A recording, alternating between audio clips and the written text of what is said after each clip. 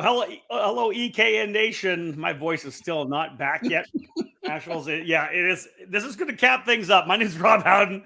That is, of course, David Cole. Yeah, you can hear my voice is still. My voice was good on Super Sunday, but it's still a little crackly now. We are obviously going to wrap up our coverage from this year's Superkarts USA SuperNationals. This is the debrief. It'll be two of them, actually, one today and one tomorrow, live, of course, on YouTube and Facebook. And David, I don't know about you. I think I've got 3 10-hour completely REM-filled drooling sleeps. So I'm feeling good right now, actually. I got back to the gym today. It was great. No, I haven't quite got there yet. And as you can tell, my voice is a little up and down as well, too. I don't think it's so much. It's just the dryness that's out there. It's the smoke inside the casinos. I think that's part of it, too.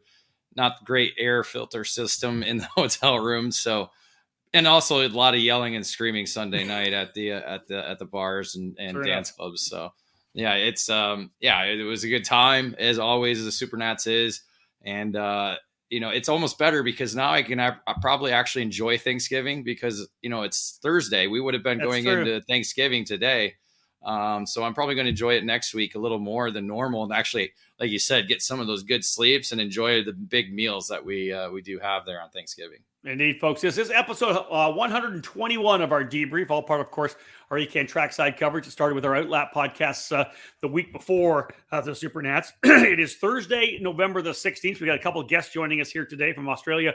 Matthew Waters just got home, actually, after his big win in KA 100 Master. He'll be with us. And Robert Budashow, who was one of the stars of our Master Shifter category here.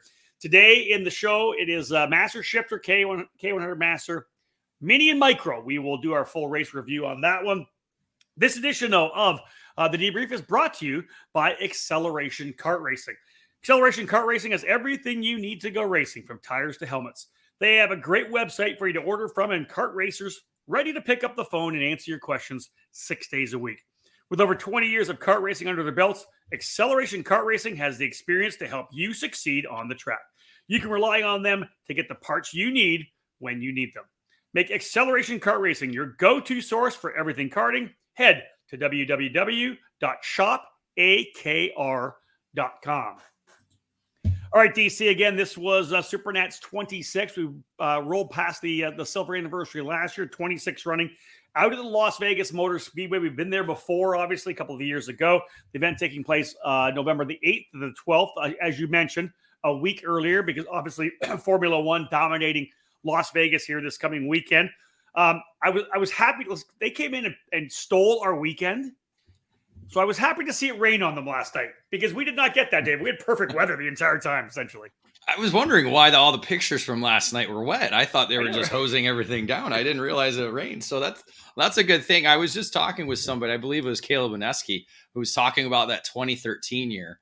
I had the picture of the David on some of the people's chests, and he got back to me finally on that after, a week and a half, whatever. But yeah, that 2013 year that it rained every day but Super Sunday, it was probably one of the more miserable SuperNationals we've ever had that I can recall, because I've been going since 2004. Yeah, it was. We were shaking so much in the booth because it was so cold that you had a headache because of your hangover, but your whole body ached from shivering all day long because it was cold, it was windy, and it was raining. It was horrible. Yeah. Well, and we did have some wind Wednesday, Thursday, kept you guys up in the booth really cold, as you're broadcasting, because you got nowhere to go. There was nothing blocking it. And most of the time the wind was coming right at you. So it did kind of keep you guys a little chilly. It was a little especially chilly towards the end of the night as well. But once we got into the heat races on Friday, the weather turned out to be perfect. It got even warmer, I think, on Super Sunday, where, it was warm enough to be able in shorts and t-shirt all day long. Yeah, listen, I wore long underwear every day but Super Sunday, because I wasn't wearing super thick pants or jeans, so it was cold. So it's not like you're sitting in the sun like photographers are or the racers are or stuff like that. We stood in the shade the entire time. You're right. You're right. 100% about that. Just anybody, all those of you who are watching right now, feel free. This is interactive. If you have questions, if you have any comments, questions for our guys, whatever you want to do, feel free. We'll bring some of those in here. We like it to be interactive here on Facebook and YouTube. David, let's go by the numbers. Obviously, we're going to do this. We'll jump into a quick break. We'll come back and dive into our first race reports with Master Shifter.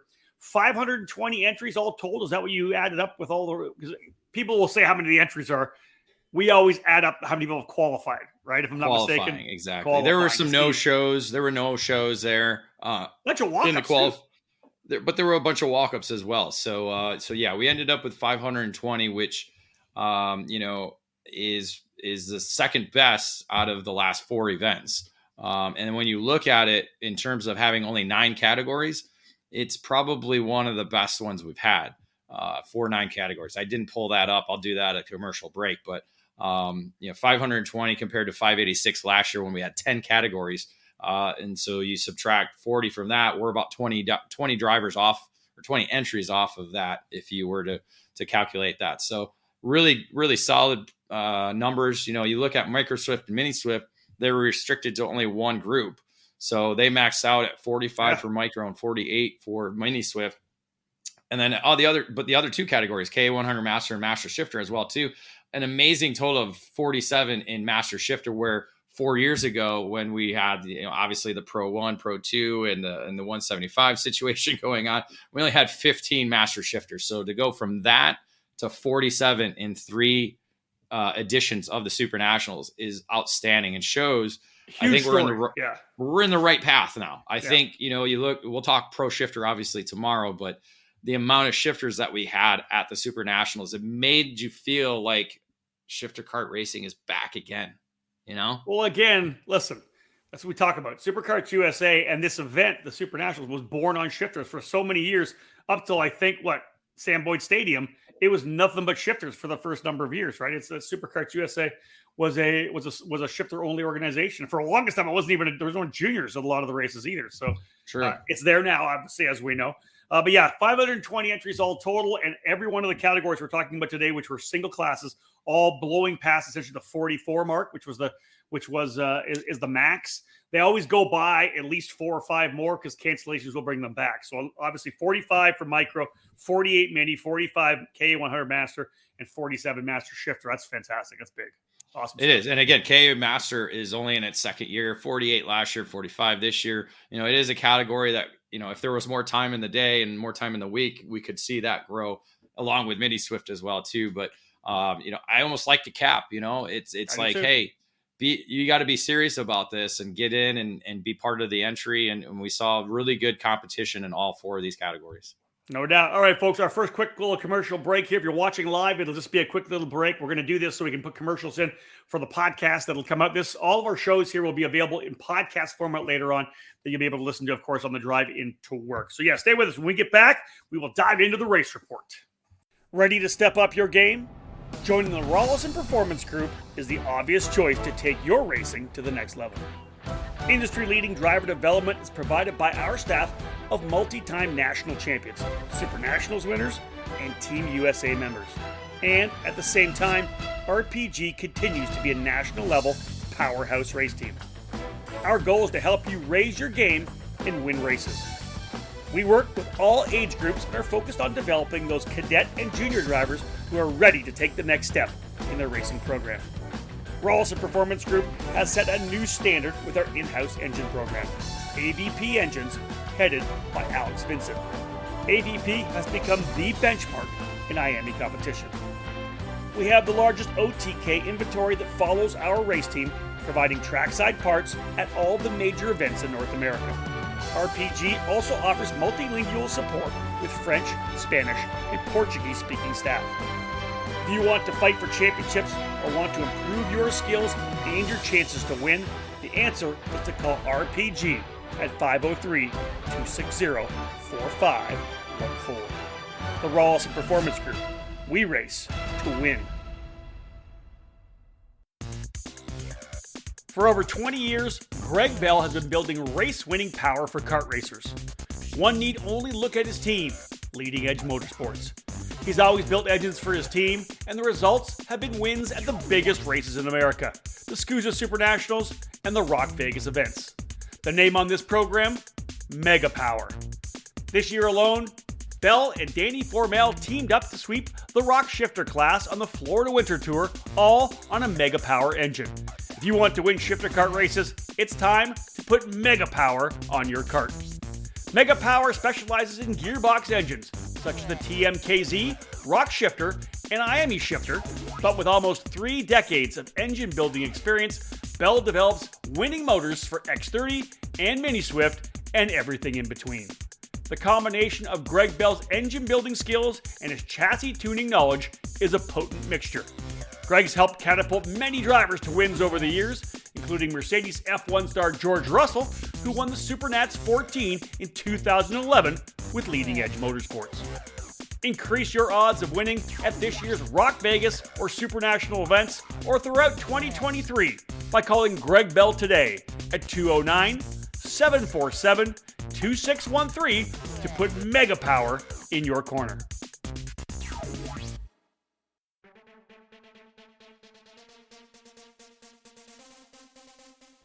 Fast, fair, and fun. Ignite Karting offers you all of that at an affordable price.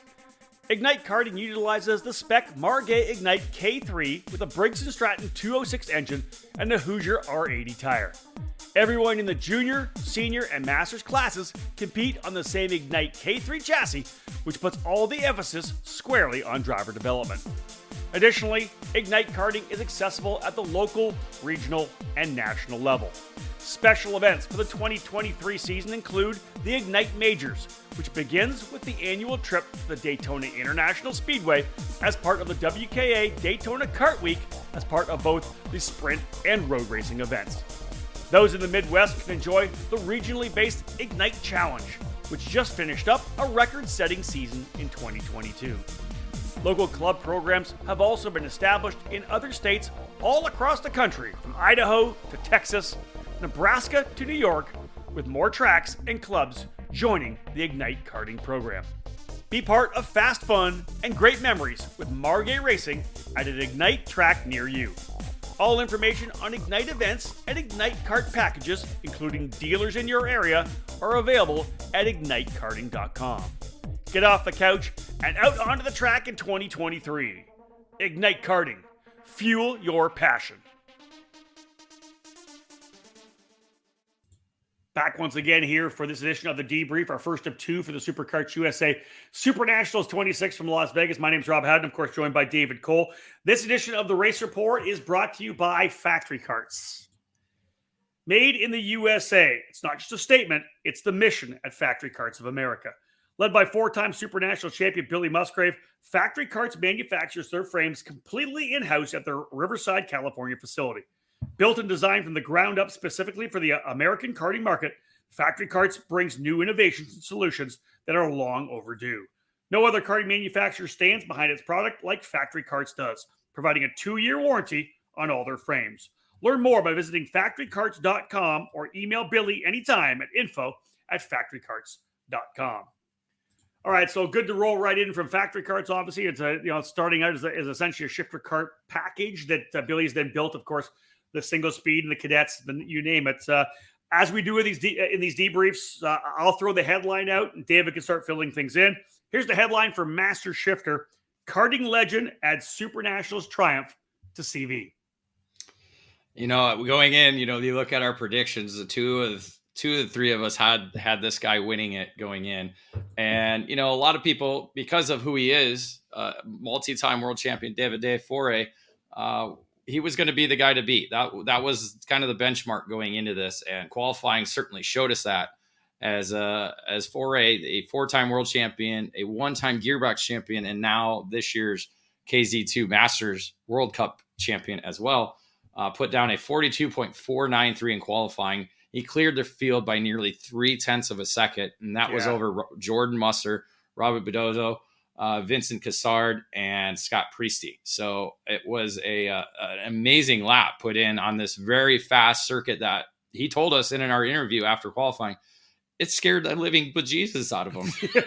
I didn't say it in that quote, but that kind of quote, but it was pretty gnarly. I mean, again, you're hitting 95 miles per hour down the long straightaway. We'll talk more about that later, but it was certainly a track you had to be a little bit crazy in order to be fast, and he was certainly that. The downside to qualifying, and was kind of a big factor through the heat races, not only for this category, but for another, he received a 4-position penalty for just the opening heat race because he had no number on his weight. That was something Superkarts USA was cracking down on throughout the event. K100, I think, was the first category up to qualify, and it was a little bit of chaos in that scale house and tech barn and the penalty room as well for those categories. So we were kind of, again, it was as the heat races were going about, we didn't know about the penalties until you get the grid, and we get the grid, and Foray is going from position 5, and so it kind of left everybody confused. I think you guys were talking about that. Yeah, and it caught him off guard as well. I think there was a little bit of a delay as to what was going on with that.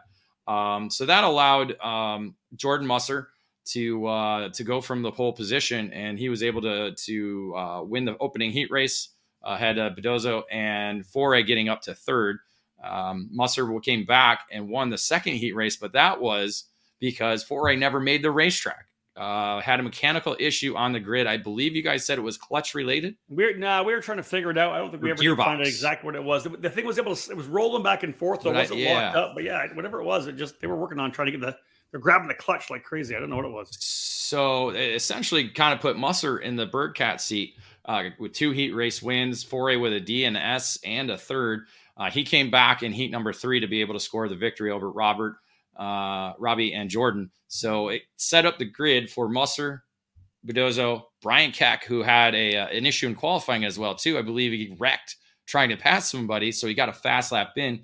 Actually ended up finished, I think, in 9th in qualifying. He only got 2 laps in. Yeah, he only got 2 laps in qualifying. Yeah. Worked his way up into 3rd for the grid for the main event. Last year's winner, Antonio Pizzonia Jr., went 4th, and then Vincent Cassard, who had a really solid week on the CRG.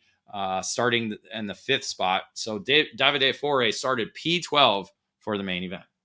Yeah, he was on the tear really quickly coming through out of the gate. Of course, Jordan Musser got that great start. He was able to pull away and actually gap. I think it was almost 3 seconds, like 2.9 seconds. I think was the biggest gap at one point. And it appeared like it could have been over, right? This is it. We're done. There's Brian Robson just saying a locked up gearbox for Foray. So indeed, I think for the most part, people thought, Musser's leaving, but then all of a sudden, Foray started putting down purple laps, right? 0.6 seconds. He was closing a gap down very quickly. Eventually, got onto the rear bumper of Musser. Yeah, the gap. That's why I noted in qualifying, it was nearly 2 to 3 tenths a lap that he was gaining in the race. Closing in on Musser. And we're all thinking, I know I was talking with Jeff Deskins and some other people standing around me before I went out and shot photos. I think Musser's just keeping the tires cool. We thought he was just into a rhythm, wasn't going to push it too hard, had a massive lead. I mean, why would you push your cart hard like lead. That when you got a 3-second lead and you got a multi-time world champion coming behind you? So, but like you said, Foray got to his bumper, made the move, I want to say coming onto the straightaway, and that was it. Yeah, that way he essentially pulled away, and you were wondering whether or not maybe Musser could fight, mount one more charge, just make that one dive bomb move. He was never close enough down into 1. He was actually, I think, there coming down into 1, but never coming down back into 9, where you have to open up so wide to get on the straightaway you can make that move to the inside. Wasn't able to make it happen, David. In the end, as we know, Foray walked away. It ended up being a half a second was the victory. Musser did come home to just a second. I know, tough for a guy who has wanted to win this race for so many years. Brian Keck, overall, a great run. He was super fast. Robert Boudouchot, as we said, great run in for him. Obviously his debut as a senior driver. We'll talk more about what he had done. Yeah, as a master's driver. And then Pizzonia, I think we all expected him to be more of a factor throughout the entire weekend. He was there, but he was never really a really aggressive factor up front at all during any of the heat races too. Yeah, not to the level that Foray and Musser was. I think Robbie might be able to give us some more insight, because I think he went wheel to wheel with him a number of laps, heat races and main events. So, but yeah, it just didn't quite have that leading pace that we saw last year at the Rio. So it was interesting to see that, because he was essentially the guy to beat on Super Sunday last year. So, but yeah, a pretty cool top 5, at least for me.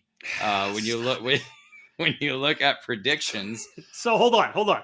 We have Robert Boudouchot waiting in the sidelines. Yeah. Do you want to go to him first? No, we're not going to bring him on. Okay. We're not going to bring him on yet. I just want to let people know he's coming. So we had questions for him. No. We'll talk more about what was going on. Yeah. But yes, we are going to do our predictions. If you watched our Outlap podcast, we all came up with our own predictions of who we thought. I obviously didn't do enough research. The boys were a little bit better than I was, but I did win one class today in this deal. But yeah, David, I was feeling so confident after when I saw, like, I did really well in this one here. Right. And so I ended up with 8 points, but you smoked me in this class. I smoked you and Nate pretty good because this was the highest class total that we had. Because I correctly picked the winner. I correctly picked second place. I correctly picked third place, and I correctly picked fourth place. So 1, 2, 3, 4. So four drivers in the top 5 in their correct positions gave me a total of 18 points for this class alone. That's more than half of what you scored last year. So that wow. Last year, let's see. Last year our totals were more than you scored last year. You scored 16 points last year. Total? I will say total. We did a whole lot better. A whole lot better than last year. But I scored in one class more than what you scored last year. You're harsh. So Rob scored 8 points on this category. You had the winner and 3 top 5s. Yeah, and then Nate only had 3 top 5 drivers, no positions correctly. So all right, well, there's more. That is the breakdown on that. Yeah, that is the breakdown on that. Let's get away from you and I and our feud and bring in Robert Budashow. So, hey, David, it's not Bodozo anymore. I say it that way. We've been corrected. It's Budashow. Or something close to that. I say it how I spell it. I keep telling you. I know, that. But listen, you're from Michigan already. You don't have to be a complete hillbilly all the time. All right. Robert, welcome to the show, my friend. What's going on, guys? Let's listen. You're a couple days away from the SuperNats. How are you feeling right now? We talked about the fact we've been sleeping like crazy. You were actually out there pounding laps all week long. How's the body feel? Honestly, not as bad as I anticipated. To be quite frank, I think the hardest part of the whole trip was just to drive back home. Right. More than anything else. So, 32 hours for me. So I just made it back yesterday. In the end, you had run back in 2015 on the podium in the S2 category. Let's talk about your debut here, your first year in Master Shifter. Obviously the competition was high. We knew you'd be kind of up front and in the middle of it there. Was it everything you would have kind of hoped it was going to be? Yeah, I mean, for sure. I think, not driving really quote unquote full time since 2015. I mean, I did a few races this year, just some one-off stuff to kind of have a little bit of fun. And then I had the itch. I'm like, why not? Let's do Vegas. And I did it. So here I am now.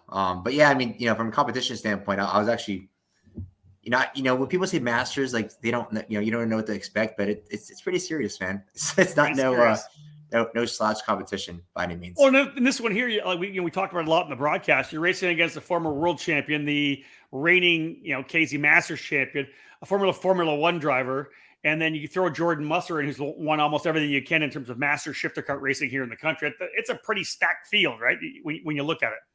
Oh yeah, I mean, from that standpoint, but by all means, I mean, it's and I heard you guys saying how the numbers grew from 15 to 47. Yeah, something like that. Which, and put it in perspective, that's remarkable. It's crazy. So it's without a doubt.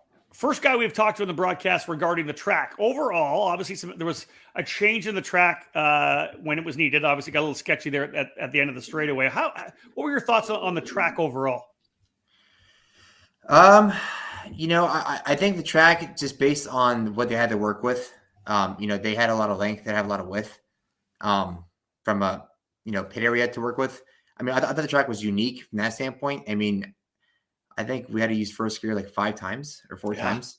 Yeah, and there's not many tracks where you use first gear that many times, let alone any times. Yep. As a matter of fact, actually, I think we even caught a crack in the axle from using first gear so many times. Really? Ooh. Yeah. Yeah. That I was going to ask that because that's asking a lot out of the power, the whole drivetrain, right? Let's be real. Yeah, of course, whatever it may be, right? Without a doubt, I mean, from a technical standpoint, I don't think it was that technical, but I think it was just difficult to go from 97 miles an hour to 25 and 15 feet, whatever it is. It's not easy. And you guys were kind of on the brakes already on the turn into the kink, right? Correct. Yeah. Like you see you guys kind of backing it in there. It was wild to watch. Yeah. And then you saw during the race, I mean, a lot of times that people would just overshoot it by accident, and then they still get somewhat of a halfway decent run out of the turn one. How that happens, I don't know.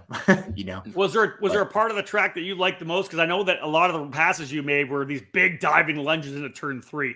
The first of the two hairpins, the right hand.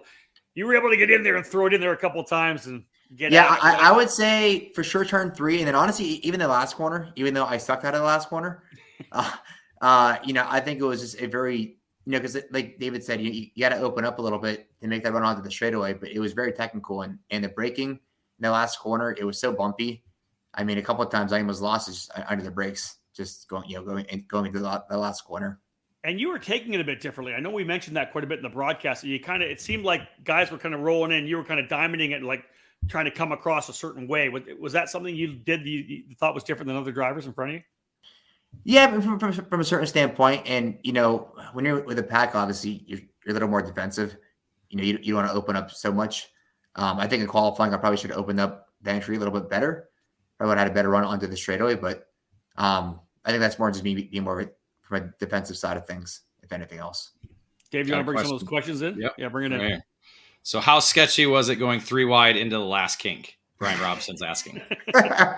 If you don't know, Brian Robson's actually a wrench for John Crow, so got to see it probably firsthand. I'm not gonna lie. In that heat race, when I saw Sketchy in front of me, I was like, son of a gun, man. Like, and then not just that, but like I was kind of nervous to pass him because like we're obviously teammates. So like, and I know he needed the points.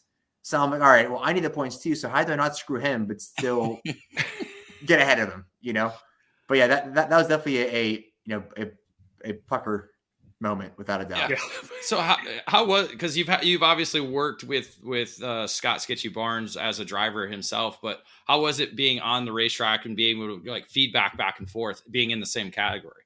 Oh, I mean, honestly, it was priceless. I mean, we had, I think, a total of 4 master guys under our tent. Sketchy being one of them, Larry Pegram being one of them, and Frank Perucco.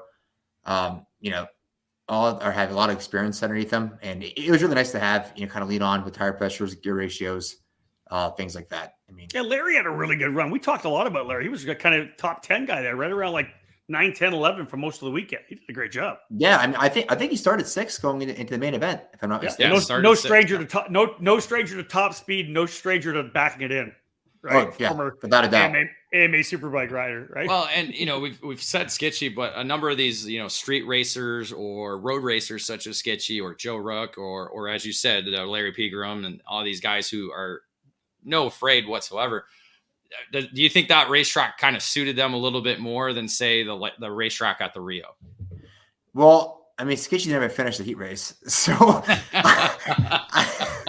Sorry, Sketchy, but like I think that bit you in the butt, man. Because honest to God, I mean, him and I had equal pace all weekend. Yeah, but yeah, I'd say so. I'd say so. Hey, listen, and let's talk about the entire Magic Kart USA program. I know we'll talk more about AJ Myers tomorrow, and I felt like everybody under your tent had a really good weekend. Like you guys just seemed like you rolled in there, whatever it was, you guys rolled in there. You were out of the gate strong. You talked about the 4 guys you guys had in Masters. I feel like. Just overall, as a collective, you guys had a really good weekend. Yeah, I mean, honestly, this whole year we really had an opportunity to recruit some really good people for help, obviously, from the engine side of things, mechanics, the whole 9 yards, and I think the team is really starting to gel in terms of being comfortable with one another, really understanding how to get feedback, what to expect, things like that. And I think even, Talon Nalco has came a long way this year. I mean, he started 11th in the main event. And this is the guy that was in the LCQ last year. Just to put it in perspective, right? Yeah. Michael Riccio is another driver from Canada who's I think he's only 15 years old, and did a phenomenal job. You could call Jakob maybe the most improved shifter car driver of the year. Hands down. You know what I mean? Like he's stood up and been in the middle of these big scraps with some big names. So it's and be AJ at his home racetrack. Valid point. That too. Yeah. Very valid point. I mean, also, they're putting in the work too, right? I mean, it goes hand in hand. I mean, I think people have this conception of, you want to get better, but they don't want to put the time in to getting better. And Marty and Talon really are putting the time to get better. So question for you. Let's bring in McCaddy. McCaddy has a little thing here. Brian McCaddy. He watched all weekend long. Says great job to the Magic team and to Robbie Junior Master Buddha Show feels like me when I first started Masters, the kid in the old man class. How old are you, Robbie? I'm 30 years old. So you're 30. So right on. I like the fact that you're there because we've seen this before. You come in, or some guys in the past have come in, whether it was a Rudolph at that point or Darren Elliott finally, whatever it was, finally jumping in. A bunch of other guys come in, right? Because they're like, well, okay, if he's there and the level of competition is high enough, are we going to see more of you next year? That's the question. You know, on my 32-hour drive back, I was really debating. You know, a lot of time to think. Right? I had a lot of time to think, man. I'm thinking like, son of a gun, 4A1. I mean, all these guys that did really well. Hats off to everyone, obviously. I think I might come out again. It just depends on my schedule and what I have going on. I would love to be a part of Vegas again next year, but again, we'll have to run a racing team also, so it's kind of hard to drive in. Yeah. Manage the team You're running the team. Listen, but I will say this. It's so good to see guys like you come out and run, even if it's the one-off events. It just takes the level of everything up to a couple notches, which is fantastic. Yeah, for sure. Is there anything you would have changed going into the event, knowing now, like say preparation or anything that maybe differently that you would have done going into the event? I did a lot of conditioning and working out from that standpoint. So for about I'd say a month and a half to a good month, I did 2 days of cardio and 3 days of working out. So 5 days of total work of actually exercising, and I actually lost 6 pounds by accident.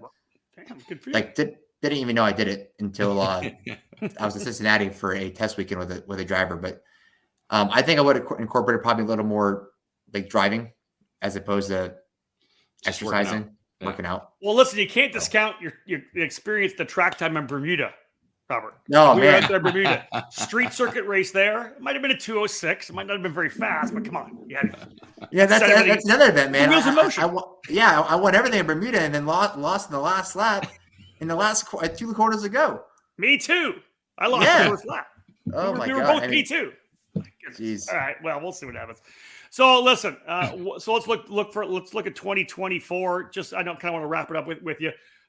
Who I say who do you want to thank for being able to be there? Was you guys? It was your team, the whole Magic team. But how you guys think about 2024? I know that it's still we're not quite to Thanksgiving. We haven't turned the page yet on next year, but you guys got to feel like you have a lot of momentum going into next season.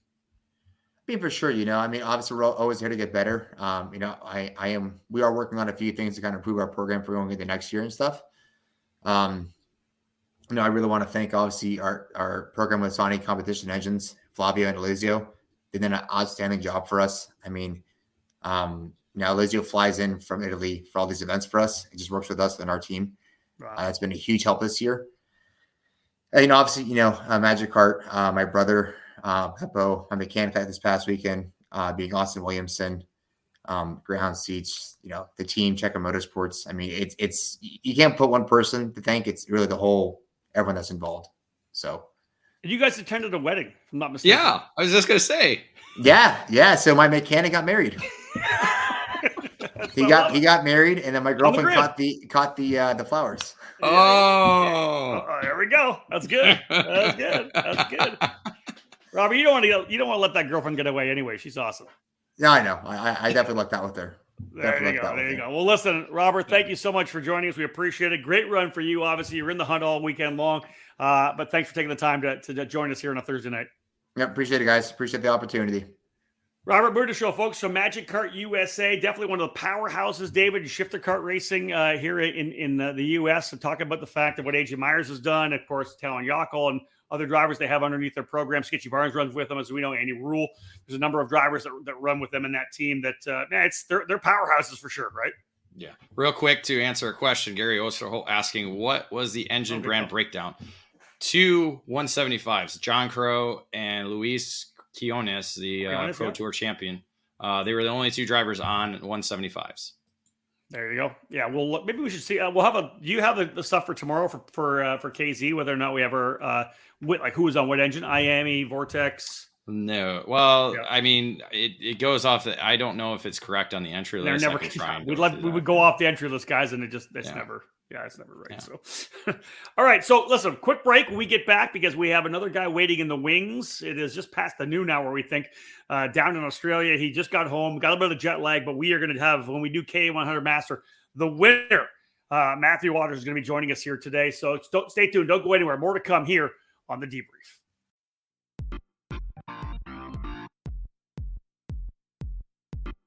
It's a multi-time world champion, and it's a Superkarts USA SuperNationals winner.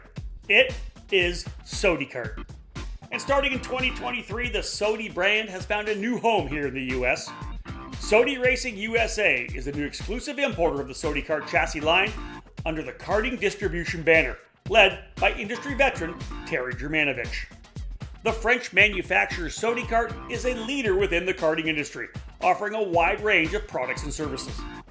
The Sodi Racing chassis line offers product in classes from Mini to KZ, all based on years of development and championship seasons around the world. Sodi Racing USA has already begun establishing its dealer network, working with the Karting Collective on the West Coast and recently signing PK Sport to serve as a dealer and the official race team on the East Coast. Visit Sodi-Racing-USA.com to learn more about the Sodikart chassis line or call 954-634-5111 to become part of the Sodi Racing USA network today. Sodikart, the world leader in the karting industry.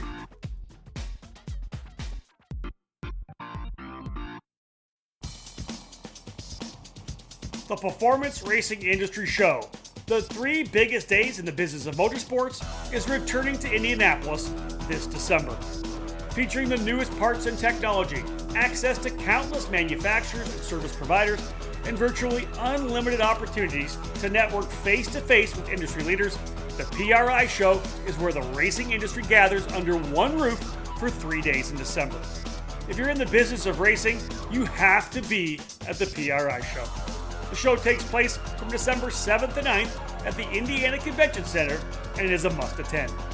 Live racing action is coming back for 2023 with the PRI E-Karting Classic presented by Top Kart USA. Races will take place daily from December 7th to 9th in Lucas Oil Stadium. Visit PRI2023.com to learn more and register today. Race you there.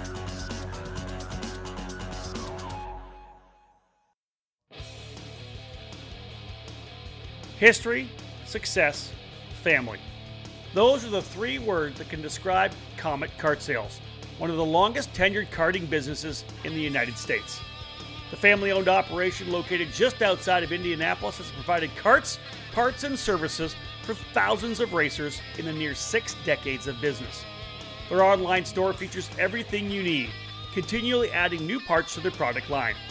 From full karting packages, new engines, spare or replacement parts, and safety gear, find it all at CometKartSales.com. Their Comet Racing Engine service has won multiple major events and championships over decades of karting and continues to offer the best trackside service in the industry, specializing in IAME X30, IAME Swift, and other 2-cycle power plants. Make sure to head to CometKartSales.com or call them at 317-462-3413 to be part of the Comet Kart Sales family today. Welcome back to the debrief for this year's Superkarts USA SuperNationals 26. My name is Rob Howden, joined, of course, by David Cole as we were trackside with Nate Dean and Betsy Gallagher throughout the entire week. Great job by Nate and Betsy in our social media. Man, they killed it with all the social media content we put out, all the work that was done there.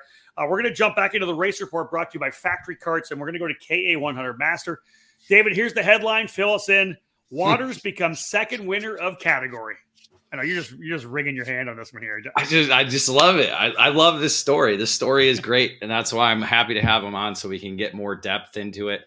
And again, it's because it's our category. You know, this is our. I know you raced it last year, but it's Masters racing. It's what we do. So we know all these drivers. Well, I know most of them. You might not know some of them. What are you talking? I just don't know. I didn't know that Matthew was coming. Anyway. One driver we've always been watching, Laurentiu Mardan, a former USPKS champion, and is just all quick every time. He was the only driver to really actually beat Mike Rollison on the racetrack this year. So Mardan came out hot, did a 49.104 to set fast time in qualifying, edging out Ben Cooper, who was everybody's favorite going into the weekend by just 0.02 of a second. Kip Foster, 4-time winner at the Superkarts USA SuperNationals. In the third spot, Casey Cook, one of the great stories as well in the category, 4th in the order. And then Matthew Waters, the rounding out the Fast Five. But much just like Master Shifter, we had an issue for Kip Foster, who had a broken rear bumper in qualifying when he came in. Thus, that moved him to the back of the field for the opening heat race. Yeah. The tail of the field. So, again, a meatball flag in qualifying. We'll talk about it later, but the penalty just doesn't seem right. So we'll get into that later. Yeah, you and I aren't up for that for sure. So Foster had to start that race in the back, but it was Ben Cooper, went unchallenged in both of the opening heat races. I think mostly in the first one, it was just a lot of heavy racing for position. I don't recall the gap. I want to say it was 5 seconds after 10 laps in the opening heat race. They went hardcore behind him. Yeah. Hardcore. Ahead of Bobby Kelly in second, Holler in third, who and actually... Holler's a great story. You find Holler's the guy that literally won a rental kart World Series from TB Kart and winning the rental kart program. Winning the rental kart program, he got the chance to come and run the SuperNationals with TB Kart and Race Lab. Yeah. So it was essentially his first 2-stroke race. This guy's a badass in a rental car program. And he was super fast all weekend long. We talked to him. But the highest he ran was third in that heat race. But man, he was in the hunt. He qualified 10th. So got his way up into third because of all the crazy racing. Had a DNF on Heat 2 and 14th on Heat 3. So he started back in 18th for the main event. But again, Cooper winning the second heat race ahead of Waters and Mardan dropping back to third. That's something that was the story. Mardan kept falling back, didn't hold the pole position. But a lot of the top qualifiers didn't, to be honest. So this was kind of a trend in at least the single speed category. But anyhow, it played out. If you had a good enough start from the outside of the front row, you could just really drive it in hard. Yeah. And then in the third heat, it was Kip Foster taking the victory ahead of Waters with Cooper in third. And we talked to Cooper afterwards, and he said he tried something, didn't quite like it, didn't work out. Plus, he was trying to not run into Foster or Waters or anybody else and get any type of penalty. So he retained the pole position for the main event with Mardan on the outside now, the front row. Franco Cervelli came up from 7th in qualifying, was able to start 3rd in the main event, and ended up being a big factor in the main event with Casey Cook and Bobby Kelly starting 4th and 5th. So in the main event, it actually became a 4-driver pack, included Mardan, Cooper, Foster, and Waters. Yeah, it was a great pack. It was, and surprising to me because I think we all kind of figured that Cooper might be able to pull away a little bit, and he did here and there. But they, of course, that long 1,400 foot straightaway, man, you'd get a gap, and you could just get reeled right back in before it was all said and done. And let's be real, everybody behind Cooper kind of worked with him. Finally, were able to push him back a little bit, and they did what they needed to do because I think because we saw it with Bonilla. We'll talk about it tomorrow, right? In the X30 Pro category, where Bonilla pulled away, it got in front of a fight, and everybody else behind started scrapping. That never happened in Masters. I think Cooper probably could have pulled away had there been any kind of a scrap, but guys like Waters and everybody there kind of settled in and went to work. Well, two Australians running together with Mardan kind of being the wild card, and actually it was Mardan who kind of lost the draft there towards the end. So it was So that it was Foster and Waters that were kind of working together and were able to reel in Ben Cooper, no, it's Cervelli. Sorry, it was Cervelli up there. Not Foster. My apologies. It was Cervelli. That's I keep forgetting about him. So it was Crivelli. So it was two teammates of Waters and Cooper, but Cooper out front, and Crivelli was really quick. The disruptor, as I always say. He was the one that was going to put himself in there everywhere. So I want to say it was Crivelli leading at the white flag as they came into turn 1. Cooper made the move to the inside. They pushed wide. This allowed Waters to kind of from third just slip around the outside or inside of both of them and then be on the outside through that turn 2 kink and then be into Cooper, it. I think had it been somebody other than Waters, I don't think Cooper would have backed out. Yeah, I think somebody. Yeah, there might have been a little bit more contact. I think there Yeah. might have been just a little rub, but it was those two, and that was it. Because Crivelli kind of attacked on Cooper again, trying for that second spot, and essentially let Waters go to the checkered flag for the victory. Yeah, in the end, Waters, Cooper, Foster, Cook, and Crivelli. Mardan was actually on the podium, was he not? And then did he get a DQ, right? Yeah, it was a weight nut. So he did not have a second weight nut. Yeah, and we'll talk about it later. Yeah.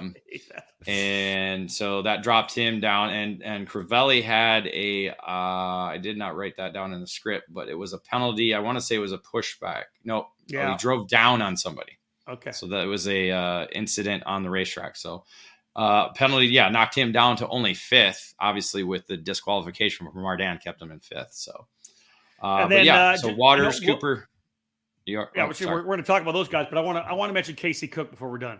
Yeah, go ahead. Because obviously the cool factor of Casey's program, his Boost Foundation. Here's a guy that's out there with probably 30% lung capacity. He obviously battles cystic fibrosis. There's a lung transplant coming down the line. We're going to talk more about down the line about the GoFundMe to try to help him make sure that happens. But here's a guy that did all this training to get his lungs the way they needed to be. And I just saw him post today. I didn't realize this on a 4-year-old go-kart. Too. Yeah. If you saw that on Facebook, on a 4-year-old go-kart, battling like he was in the middle of the fight all weekend long, and finds himself on the podium. That was to me one of the feel-good stories of the week. Yeah, qualified fourth. I only had one bad heat. Started in fourth. It kept it clean, kept it out of trouble. Didn't quite have the pace to run at the front of the field, but a podium finish is still a great feeling. Before we jump over to Matthew Waters, who's joining us live from Australia, David, let's wrap things up. Let's jump into the predictions here. This was much closer than the Master Shifter category.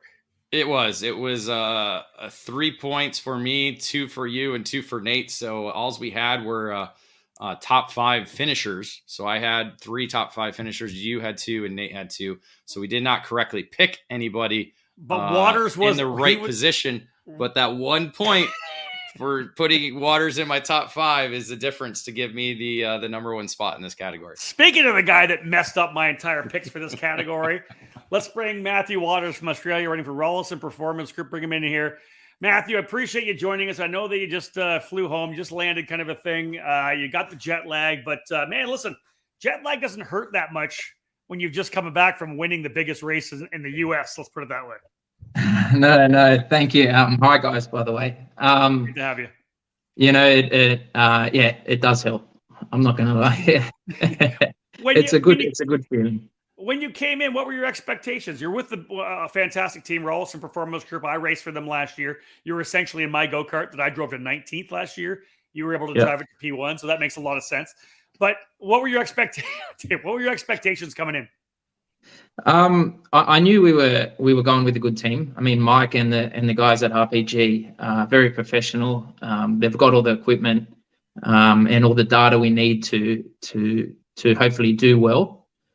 I think we were hoping that if we had the right equipment, we could somewhat be up there in the top 5. But what they gave me was excellent. So no complaints from my side of the equipment that they were able to provide. I don't have a really intimate knowledge of all the tracks and the layouts of the tracks down in Australia. This was obviously, I would assume, because for all of us here, it was very, very different. What were your thoughts on the racetrack and its very unique layout in terms of the long straightaway and really not a lot of technical aspects? Yeah, I mean, I've never raced on a track like this with barriers. I mean, all the tracks I've raced, whether here in Australia or overseas, proper racetracks. So it was something to learn. You're getting close to barriers. You come around the next lap and someone's hit the barrier and the barrier's slightly moved position. Sometimes it can get a bit, crazy out there, but it was definitely something I had to learn. I think at the start of the weekend, Mike said, just make it to the final, bide your time. So I sort of stayed away from the barriers early in the weekend, probably more than I should have. Yeah.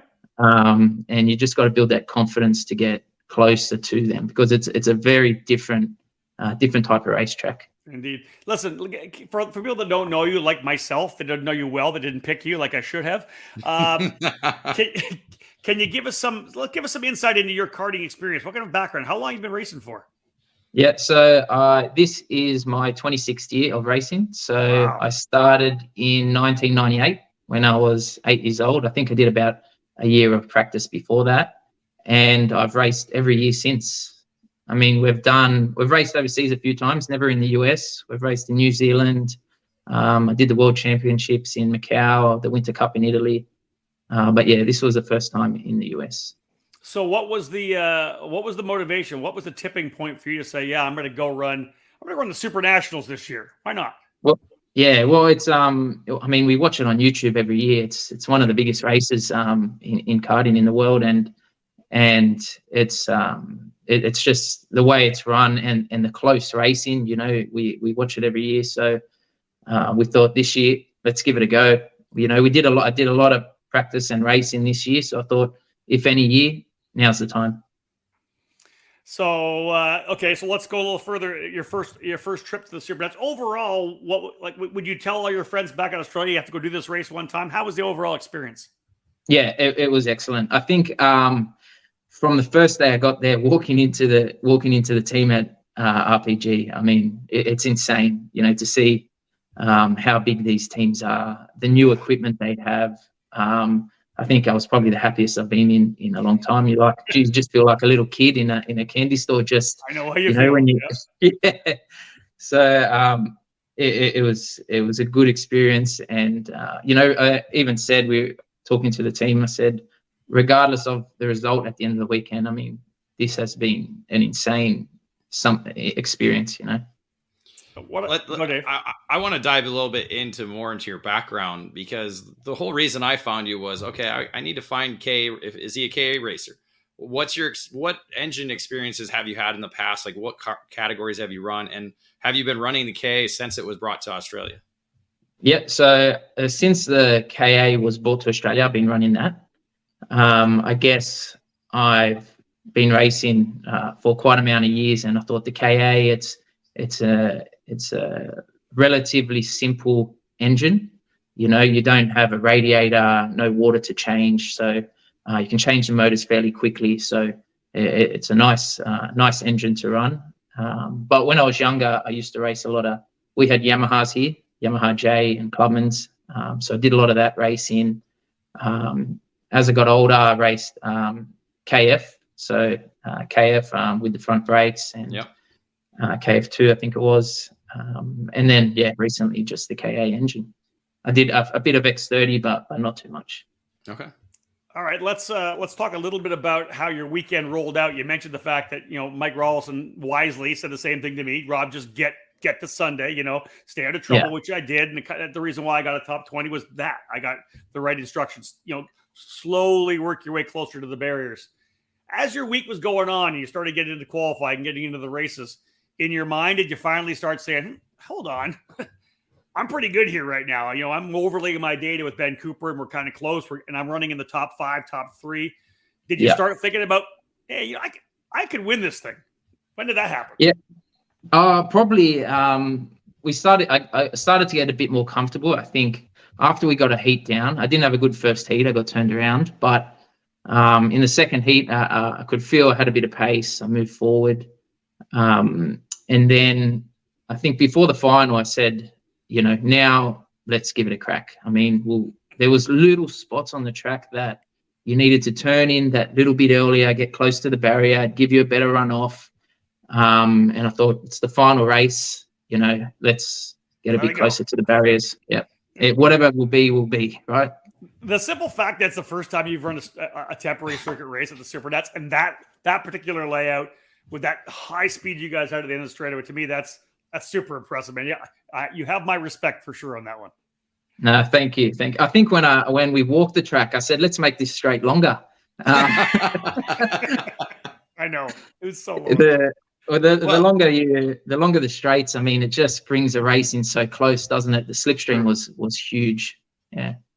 Good question. You go, Dave. Go. I was gonna say, what you said is, we've talked about it because we do a lot of street racing here ourselves, both myself and Rob, And we always tell everybody the first time you go to a temporary circuit where there's walls, you got to drive at, say, 80, 85% to begin with and kind of ease your way in. I think you're a great example of that, because by the time you get to the final, you're like, okay, 100%, I'm all in. Let's go and see where your chips fall. And I think it's a great, it kind of emphasizes and backs up what we've been saying over and over again about racing temporary circuits. Yeah, definitely. I mean, you see some of the people, and because we only have an hour between sessions in the morning, because they split morning and afternoon sessions, you don't get much time. So if you bend the chassis or bend an axle, you ain't got a lot of time to change it. So you've definitely got to bide your time. So you come to the U.S., kick everybody's ass, you win a trophy, you're the champion. Are we going to see you back next year, or is this a one and done? Like, I've done this. Are you coming back? I want to come back. I think even my old man who came across, he loved every minute of it too. Good. And he's going, are we going back?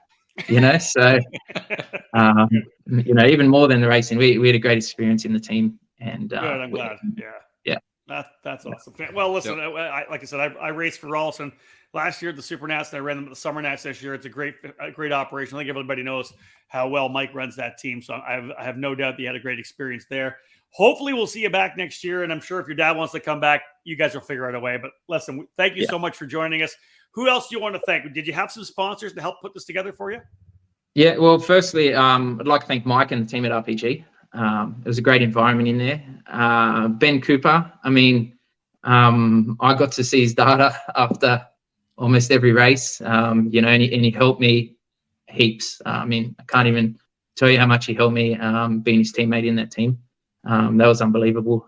Our team back home, Darren, Jay, Benny and Mick, who came across with us, my family and friends, I got a lot of support from back home, so it was excellent. And to the two that were in my corner while I was over there, my dad and Dylan, I mean, I couldn't have done it without these two. It was amazing to be able to share the experience with them. So looking forward to hopefully being back. Matthew, that's awesome. It obviously takes a village to have success at an event like that. And I can speak volumes of the same thing as you about Ben Cooper. Just the way when you sit down with Ben going over data, it's the way he presents the information. It's just it's calm, it's relaxed, you understand it. It was a huge thing for me last year too, for sure. And Ben's he's a consummate pro for sure. Yeah, definitely. I mean, there were some races he got first and I got second, and it wasn't even an issue. He'd come over, he'd still help me. And I mean, I'm getting second to him and he's still, happy to help me. So, credit to him. It speaks volumes. Matthew, thank you so much for joining us, man. I know you just got home in Australia. It's into the afternoon there, but man, we really are appreciative that you took some time out of the day to chat with us. No, thank you very much. Thank you for your time. Thank you, Matthew. Matthew Waters, folks, Ralston Performance Group driver this past weekend at SuperNationals from Australia. Obviously has a lot more experience than the research that David did. Is the research that I did not do. I did not realize he'd run the World Championships in KF. And that part I didn't know. You are. I will say that part I didn't know. So I will do more research next year. I'll take some time off. Well, you're not going to have to, because you're going to pick him as a winner next year, because he's going to be back. If he comes back, man, that was just impressive. Overall, it was impressive. Yeah, congratulations to Matthew Waters for sure. It further backs up my claim that you had a top 5 car with a top 20 driver. I 100% had that. I will not. I've told everybody. No, I just love repeating that. I love 437 last year. People were like, "Oh, I don't have enough power." I go, "I got lots of power. I just got no talent." Had I been able to warm my tires up correctly last year, I might have did a lot better. So, hey, listen, got to be good on those cold laps. Anytime you roll into RPG, you have a kart that can win the races. That's as simple as that. It happens. It's quality equipment, and it's just I was able to drive it backwards to 19th or 18th or wherever I ended up finishing. All right, folks, that's it for the K100 Masters category. Another quick break. When we get back, time to talk about Mini Swift. Motor mounts. They keep your engine attached to your chassis, right? The answer is they're much more important than that. Your motor mount is critical in transferring 100% of the power from your engine through to your tires and the racetrack.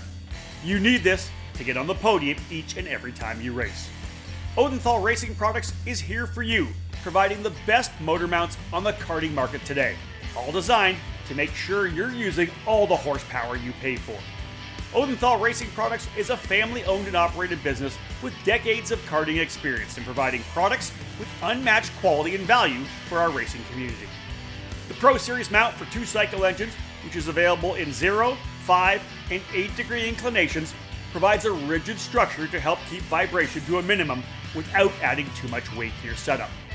The 4-cycle Easy Set system is one of the most popular mounts for the Briggs & Stratton 206 power plant. Multiple mounting holes provide the most adjustability depending on your chassis and seat placement. To ensure a tight fit to your chassis, our ORP wedge clamps get the job done, and they feature a number of design updates to provide a lower profile and lighter weight. The clamps are available from 28mm to 32mm in both standard and Euro style sizes. And now, Odenthal has also revolutionized the karting industry with its new Easy GP camera mounting system. Designed to mount anywhere on your chassis with 1 or 2 cameras, the ORP Easy GP camera mount is your solution to capture that onboard winning moment. Head to odenthalracing.com and find a dealer near you. Odenthal Racing Products, proudly made in the USA.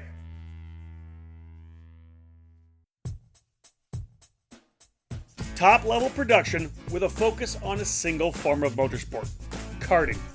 This is MG Tires. MG Tires USA, underneath the Vantage Karting Group banner, is the official distributor of the MG Tires brand for the United States. MG Tires are the official spec tire in the US Pro Kart Series, Route 66 Sprint Series, Sunshine State Karting Challenge, and countless clubs across the country.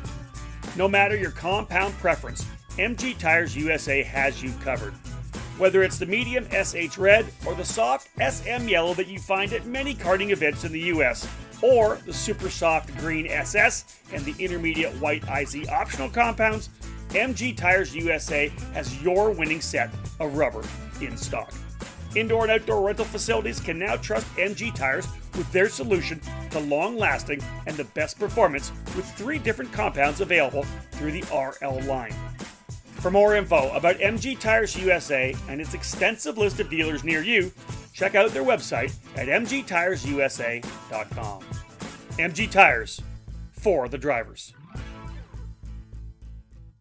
CRG is one of the most iconic brands in karting, and we're primed and ready for the 2022 season with new material and a never-ending focus on winning. CRG Nordam is the North American distributor for all CRG products.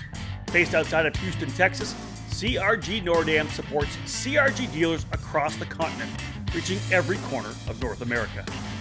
The CRG KT5 is our new chassis for tag and shifter racing, and it's been designed specifically for the US market. The KT5 features 30mm construction with a 32mm front loop to increase front grip. CRG's new VEN 13 brake system is cutting-edge technology, with a master cylinder that allows for pressure regulation within the system. Drivers can customize brake pressure to their own requirements to improve feel and to avoid brake lockup. The kart is finished with new KG 507, 508 bodywork that has refined aerodynamics and reduced weight. For cadet drivers, the 2022 CRG Black Mirror is already logging positive results to start the new season. This chassis will be making big waves in 2022. Longtime CRG drivers will be happy to know that the CRG Road Rebel, the standard in quality and performance, is still available.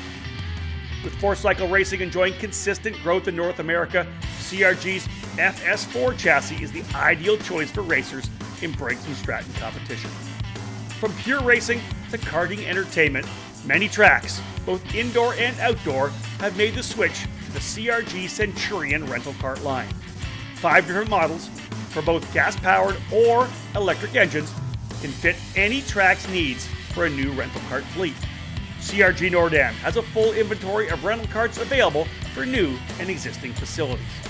For more information on the CRG product line, head to www.kartcrg.com, and to inquire about a North American dealer near you, please email us at info@kartcrg-nordam.com. Welcome back to this edition of the Debrief, the first of two that we'll have for this year's SUSA SuperNationals. We're talking about 4 of the categories today, 5 tomorrow for a Friday evening show. Might have to crack open a beer for that one because it is Friday evening and the weekends come, David, at that point. And of course, Thanksgiving coming around. Matthew's almost at the weekend. It's noon there, so he's got a couple more hours. He'll be celebrating all weekend long. Yeah, 100% he would be. I'd be drinking. Oh, this I was not a cup anymore, right? Mine was a cup, so it's that big beautiful trophy, but you can't really drink out of it. So, anyways, Factory Karts, the sponsor of our race report here. This edition of the Debrief. Let's go to Mini Swift, and let me throw the headline out here for you, folks. Mini Swift headline. Vega becomes 13th different winner. It's the Mini Swift Tag Cadet division has just produced a lot of great racing and a lot of former winners who have gone on and done amazing things. Patricio Ward, Logan Sargent, just a number of others that have just flourished in motorsports world and are continuing to as well.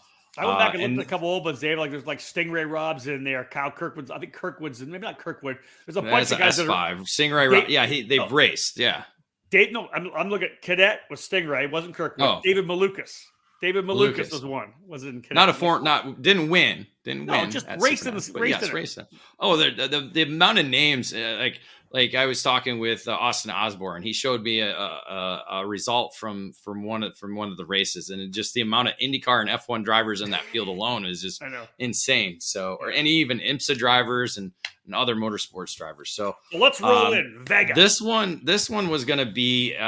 We thought it was going to be a crazy one. We thought there were going to be a number of drivers in the mix. I think our predictions were all very similar, but we knew it was going to be crazy, and we just didn't realize how crazy it was going to be. But Troy Ferguson, that was one name that didn't pop up, I don't think, in any of our predictions. And Troy Ferguson kind of slid under the radar on us. And, we've seen him be fast. Nate had him in his top 5. Neither of us did. But what I would say, I would have had him 6 to 10. You know what I mean? And that's what I'm saying. We haven't seen him do it at the Pro Tour. And so, boom, he comes to SuperNationals, sets fast time in qualifying, put a 52.661, and was able to clear Royce Vega, his Bennick teammate, by 13 thousandths of a second. So the Bennick boys, they all, along with Marco Romero as well too, they all were very fast and were all within the hunt all weekend long. Max Cristia, who moved over to the Kart Republic brand for the weekend, ended up in 3rd in the session. And then Eli Tristan Crisson with RPG Cosmic on 4th, and then Travis Pettit in the Fast 5. So name that we were missing, and one that both of us picked, was Lucas Palacio. It was missing until Sunday. Exactly, but in qualifying ended up in 24th. So we didn't see him at the front at all during the heat races. And in the 3 heat races, it was Troy Ferguson picking up the win in heat 1 and heat 3, Max Cristia picking up the one in the second. But all 3 heat races were very highly contested. A lot of passing, a lot of shuffling. You had Cristia finish 2nd in the opening, but it was Vega who finished 3rd, 2nd, and 2nd, which essentially gave him the pole position for the main event with those consistent finishes. Because Ferguson had 2 wins, but an 8th place finish dropped him to 2nd in the points by just 1 point. So again, every position matters when it comes to heat racing at the SuperNationals. Because the heat races, nobody wanted to get out and get into a pack and pull away. No. It was just like 8. It was 10 laps of balls out. Let's go. Last lap of the Indy 500. We're going for it. Like everybody. Pretty much it. It was ridiculous. Yeah. Michael McGoy was in there as well, for sure. Yeah, McGoy had 2 3rd place finishes and a 5th. So he started 4th alongside Cristia. Ferguson was able to go from pole to outside pole for the main event. And then Pettit still right there again in the 5th spot to start the main event with 3 4th place finishes. So main event kind of unfolds. Again, no different than what we saw in the heat race. I think at one point we had 12 drivers in the lead pack. I think at about the halfway point. Because nobody wanted to work together. Everybody's passing each other. You go down the straightaway, they pass into 1. They pass into 2. They pass into 4. 3, 4, 4, 7, 5, all the way at 7. the end. Yeah, even 5 too. Even 5, because the left-hander going through the Yeah. S's, they would be passing into there. So 100% there was a lot of shuffling going around. So it was kind of crazy. But in the end, 3 drivers were able to break away. That was Vega. I'm trying to remember now. Vega, McGoy, and Baglin. Those were the 3 drivers that were kind of able. Yes, So yes. Baglin, who started back, where did he start? 7th, had a bad second heat race. So was able, again, with all the craziness that was going, Baglin on the actual DAP chassis under the Trinity Karting Group tent.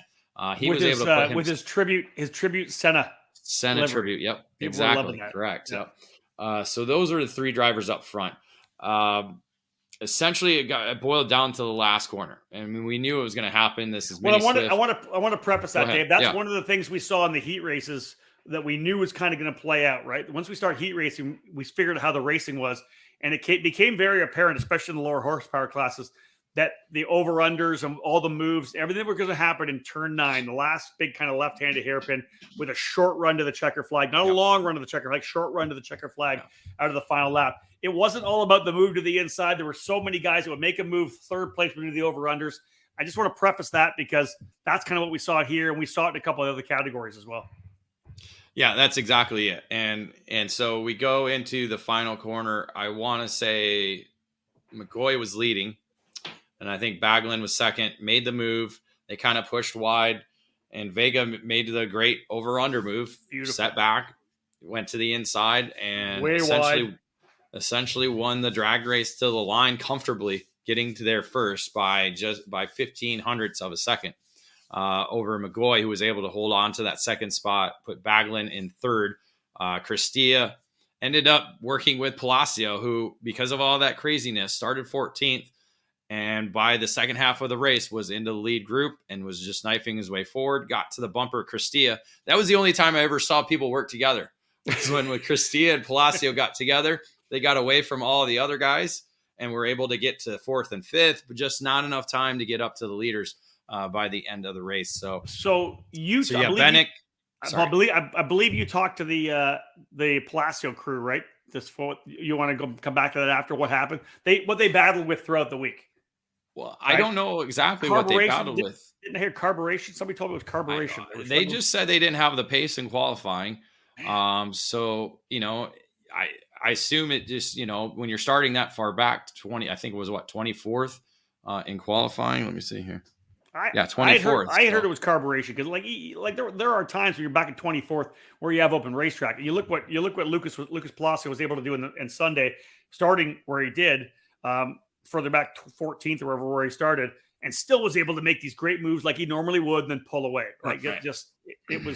It was more indicative of what we've seen throughout the year. Because the pace was there. Cristia had fast lap of the race with a 51.5, and then Palacio did a 51.5, and that was second to lap, or coming to the white flag. So when those two got hooked up, they were able to get away. So he obviously found the pace, but all that, again, nobody worked together up front. When you start back in 14th, that's what you want. Like he had to make up a gap and was able to do that because of all the shuffling that they were doing early on. So, but certainly had the pace there at the end, just not early in the weekend. So Vega, McGoy, Baglin, Cristia, Palacio, top 5. Great job for Palacio. He does get up to top 5. I think he was in 4th at the last lap. I think Cristia got by him in the final circuit to steal 4th back. Speaking of stealing, at least I won one class in today's debrief. I won this one. You did. You got us on this one. And you can thank Cristia for that, because he is your one position correctly in the top 5. Because we all had 3 drivers in the top 5. You had Palacio, McGoy, Cristia. I had Palacio, McGoy, Vega, and then Nate had Cristia, Palacio, Vega. So we all had 3 drivers in the top 5. You were the only one who correctly picked one, and that was Max Cristia. So great debut for him on the Kart Republic. As he was working with Motaz Sport, they kind of went under the Trinity Karting Group tent this weekend, and then moving to the Kart Republic brand for at least for him, and I believe other driver as well. So there you have it, folks. A big win for Royce Vega in the Mini Swift category. Good for him. Another break in the action. When we get back, we'll dive into the Micro Swift category.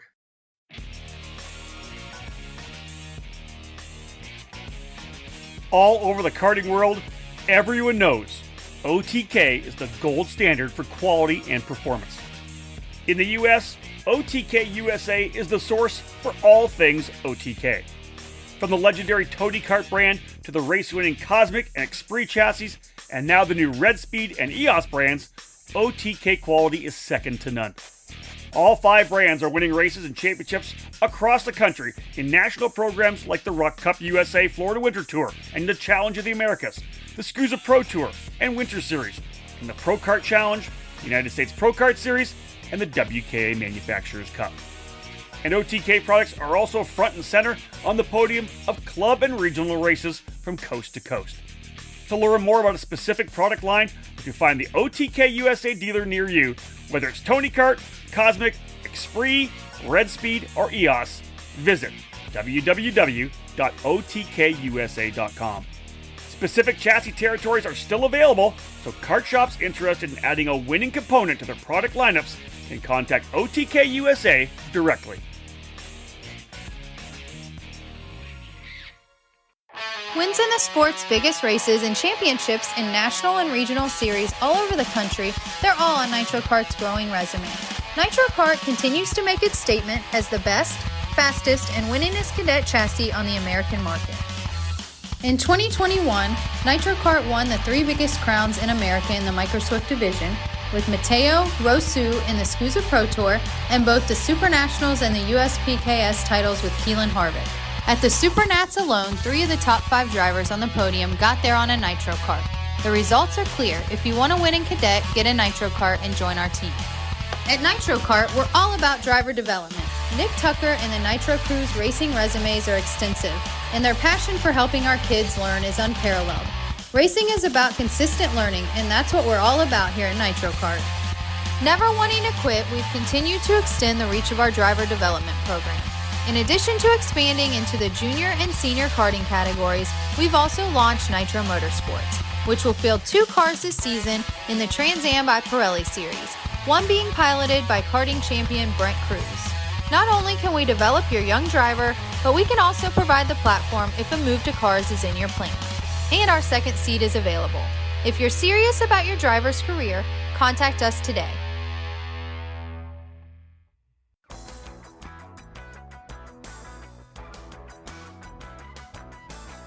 In racing, experience is priceless.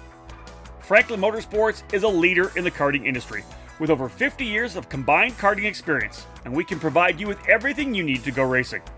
With a large online product selection, select track support events, and a wide variety of shop services, Franklin Motorsports is your complete karting source.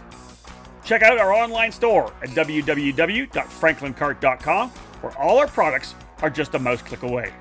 We're constantly adding to the growing product selection on the online store, and we ship daily to ensure products get to you quickly. We specialize in IAME engines, tilt seats, ceramic products, driveline branded products, Briggs & Stratton engines, OTK products, and of course, the championship-winning Merlin chassis. In our online store, you'll find a variety of items to fill your karting needs. Franklin Motorsports is also known for our wide variety of services and is home to Innovative Engine Works by FMS, our in-house engine service department. Frame straightening, kart prep, and dyno testing are all services offered regularly at Franklin Motorsports. For all things karting, visit franklinkart.com.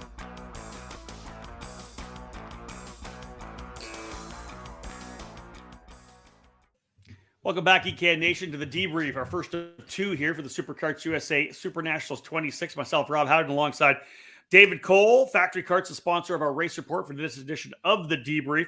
And we're going to go into Micro Swift. We talked about the Mini having such a full field. Same went for Micro, and the racing here was tremendous as well. This was a big one, all told. Here's your headline.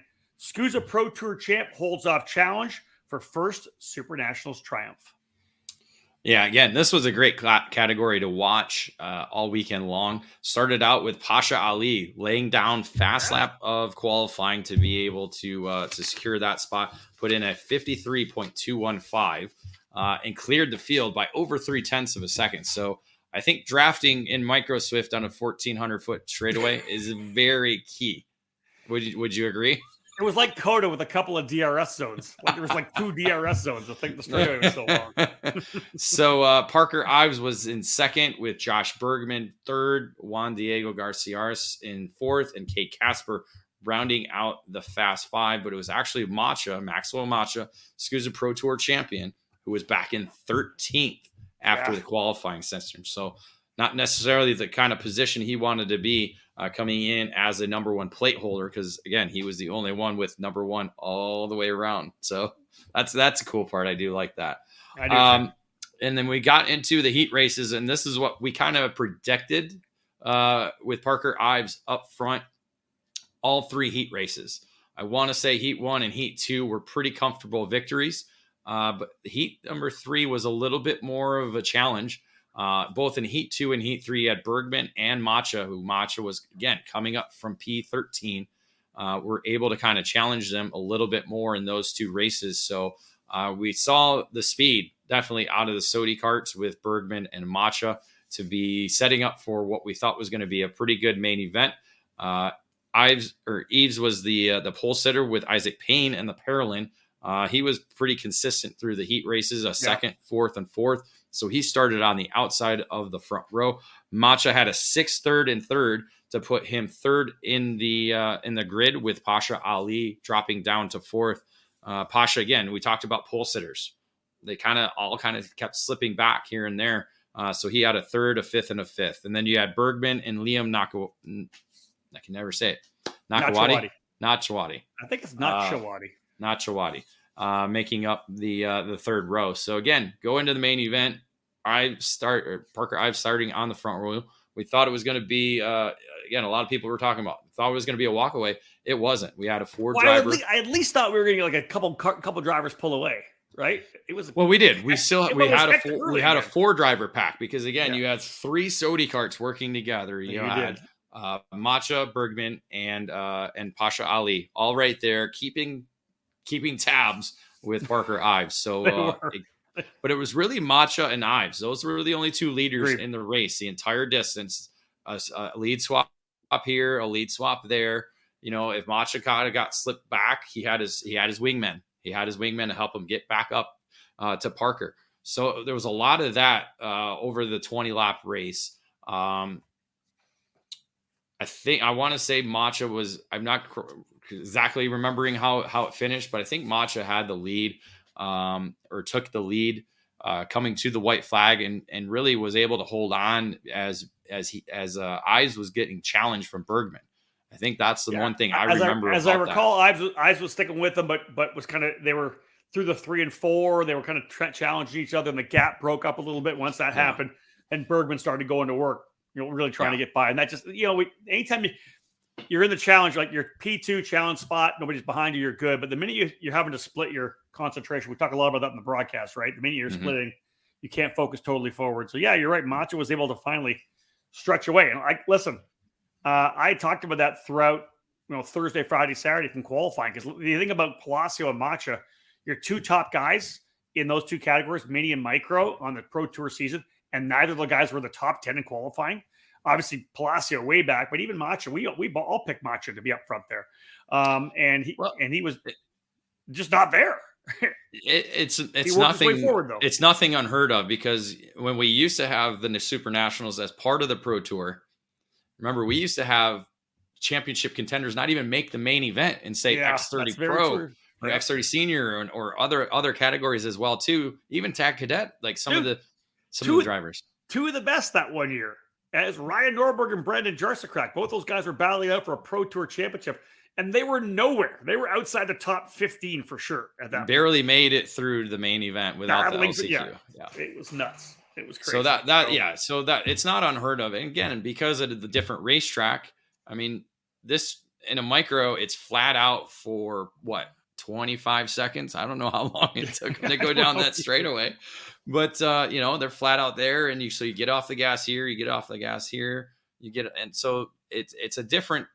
Again, it's simple, but it's a different mentality race that racetrack, I think. And so such a momentum track for them. So some kids grasp to that. Some kids, they need it. You ask Matthew Waters, it took him a little bit. Again, the progression at a temporary circuit, because if you mess up, there's no wiggle room. So think if you're a Masters driver with 26 years of experience like Matthew Waters, and you got to get used to the racetrack. And then you're a 8-year-old who's never driven a temporary circuit. That's why I always have so much respect for the kids. They're just out there banging around. The ones that can really get it from 7 to 9 years of age, it's amazing to me. And the micro category as a whole did a great job keeping it clean, keeping it safe. Not a lot of crazy incidents. Nobody, just randomly driving off into the barriers for no reason. So again, you're always kind of worried about that because, as you said, it's, some of these kids, some of them probably even 7 years old, haven't quite turned 8 yet. So, So excellent job. Matcha with the win, almost a half a second, the victory over Bergman. Ives ends up in third in that last lap battle coming to the line, all the stuff that happened to the line. Pasha Ali ends up in fourth. Overall, a great Super Nationals for Pasha. And then Juan Diego Garcia Arce ends up copying off the top 5. And real quick, talked to Pasha Ali and his family towards the end of Super Sunday. They had a brake disc rubbing that kind of slowed him at the end. As the top 3 kind of battled, he kind of lost a little bit of pace. So he could have been there, but again, you never know. That's Vegas, baby. So you can see when we're talking about these right now, our predictions, obviously it was myself, David, and Nate. Nate's not joining us tonight. He busted his ass the entire time at the Super Nationals. If you were there and saw him running back and forth, he and Betsy banging out content, videos, man, our social media content was fantastic. And of course, as soon as we land and get back home, I gave the boys Friday off. Nate's taking the whole Friday off. Nate's taking Friday off, but coming for the broadcast. And so we told Nate, dude, I know it's an 8:00 show. Just, dude, you're good. Enjoy your evening. Start your weekend early. Well-deserved for sure for all the work they put in. So he should, I say this because he should be here to gloat right now. Right? Because you gloated big time. You had 18 points in one of your races, but I'm not surprised that you would gloat, David. It's in your character. It's in my DNA. It's in your DNA. Nate kicked our asses in this class. Woo! Like smackdown. 17 points you were last, by the way. I was. This was not, again. I did get 3 in the top 5. You got 4 in the top 5. I picked 4 of the top 5. Oh, how did I not win this?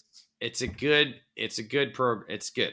But Nate laid it down. I mean, he got it the top 3 in the correct position. In the correct Matcha, order. Bergman, Ives. So, and then he got Juan Diego Garcia in the 5th spot. So very similar to what I did in the master category. He did in this category. Did he pick Garcia in the right spot? 4 drivers, all in the right spot? Yes. So it's the same thing, but the problem was I went 1, 2, 3, 4. He went 1, 2, 3, 5. There you go. So he missed Who did he have for 4th?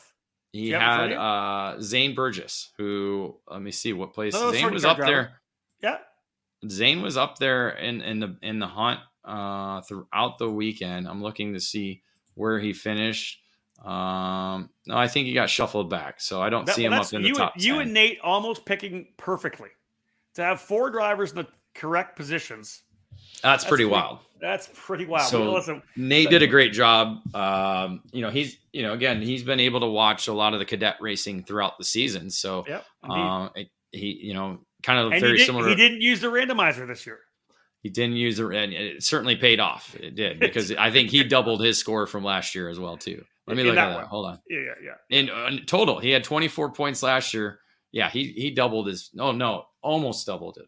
Yeah, pretty impressive, no doubt about it. So there you go. So Nate kicks our butt with that one there. We'll have a look when we get a little further on here. That's great. Where we end up with the predictions. I think this is it, right, Dave? One more break. When we come back, paddock pass. We put the paddock pass later on in the show so that the guys, our guests, can come on and then get out. We'll look at our Constructors Championship for these 4 categories. We'll go predictions, and we'll wrap things up. And, of course, as always, the EKN Trackside Live calendar. Nothing for this year. It's all about 2024. Established in 1999, PSL Karting has become a powerhouse within the karting industry for North America and around the world. PSL Karting is your complete source for all Burrell Art products as the North American importer, providing this top quality product through both their expansive dealer network or through the PSLkarting.com online store. Whatever you need is available 24/7 online, including safety gear, parts, components, and full karting packages. All three brands, Burrell Art, Ricardo Kart, and Charles Leclerc Karts, are in stock and ready to hit the track. Grab your winning chassis for any category by visiting PSLkarting.com to find your nearest dealer. PSL Karting is always looking for interest in new dealers and teams to help create new business relationships. Drivers looking to take their talents to the next level can join the Burrell Art North America race team, competing at all the major US and Canadian events this season. When you're ready to win, go with PSL Karting.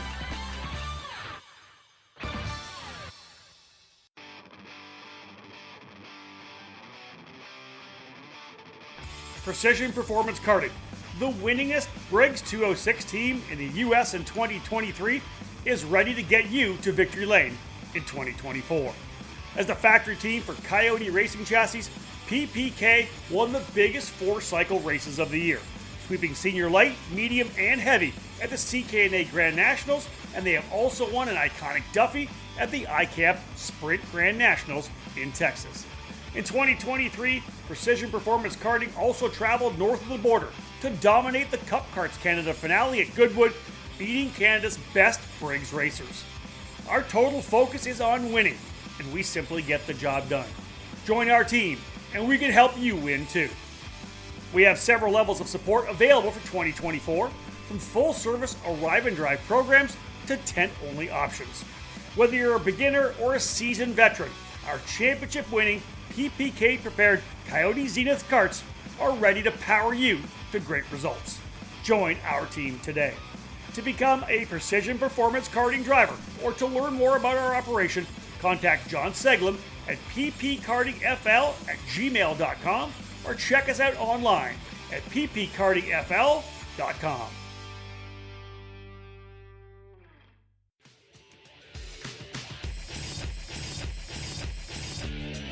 Winning takes top quality equipment, flawless preparation, experienced coaching, and passion. And at Team GFC, we live our passion. Developed by American karting champion Gary Carlton, the GFC chassis has become one of the newest brands to reach the top of the podium in North America. GFC has garnered victories and championships at all levels of the sport since its debut at the end of 2018. Shifter kart drivers are at the front of the field in the GT14 frame, with the SS31 a consistent contender in tag and 100cc competition. Team GFC has arrive and drive packages available for all categories, including the mini and micro classes utilizing the GFC RR5 cadet chassis. These young pilots have the opportunity to be part of the Team GFC Young Driver Development Program.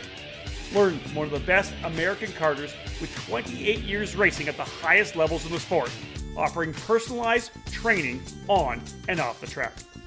Follow GFC Karting on Facebook and Instagram, or click over to gfckarting.com to learn more about joining Team GFC. GFC, live your passion.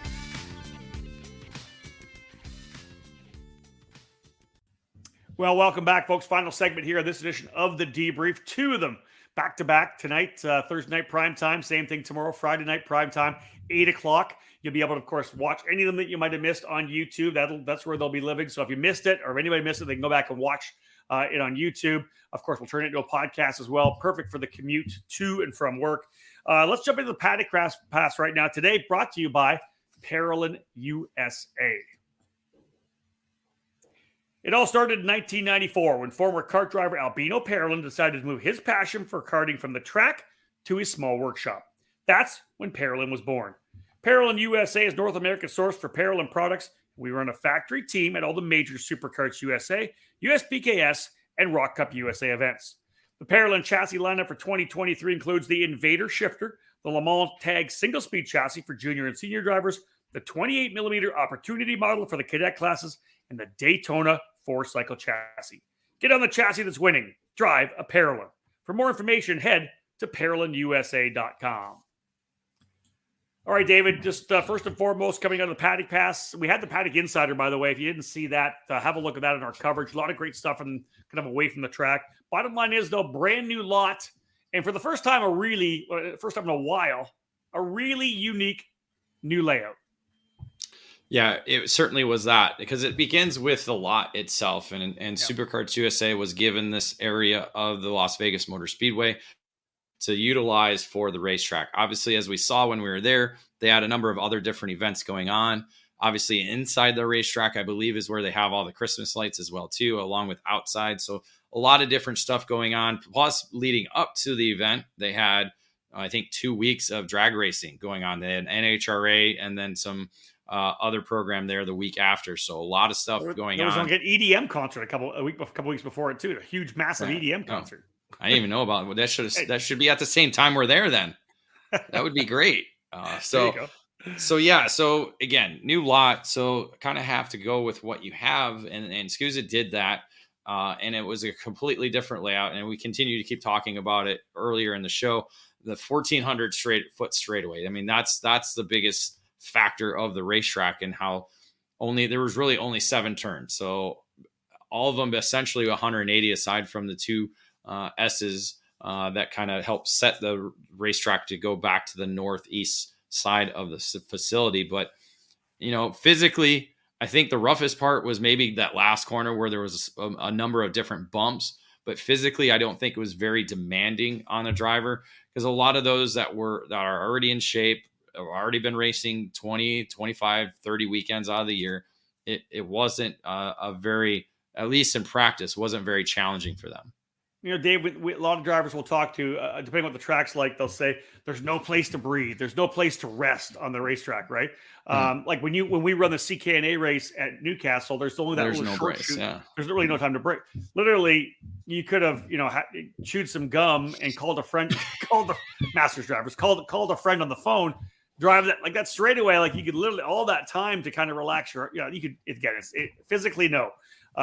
Mentally demanding, yes. And of course, the track adjustment, when we first got there, the kink was kind of turned into coming to turn number 1.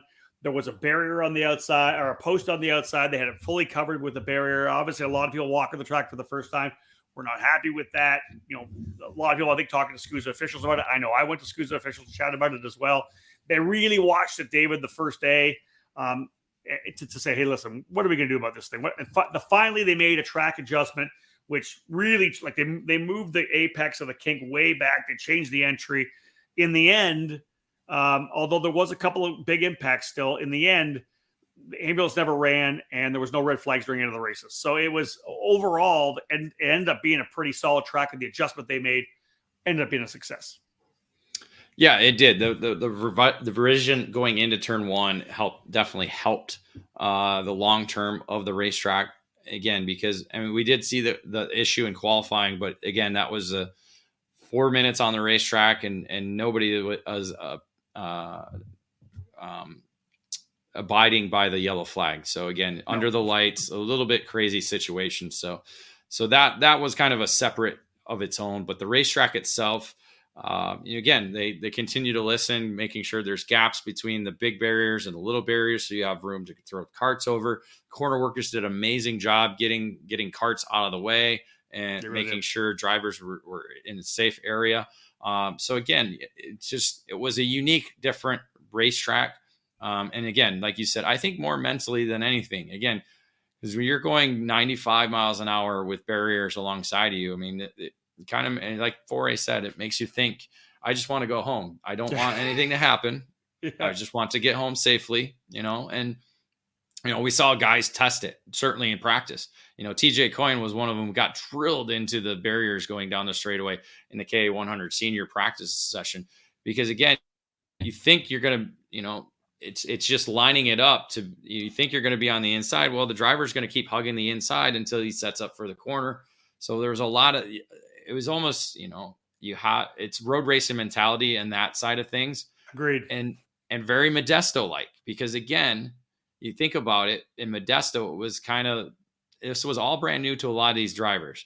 Well, a lot of these drivers have been to the SuperNats. Well, they haven't been to the SuperNats at speeds like this. So you kind of have to understand, all right, is this 100% good passing spot? No. Or is this a 50%? You know, find your range of where you can pass, how you can set people up differently to be able to make a good pass and not be in the barriers halfway down the straightaway.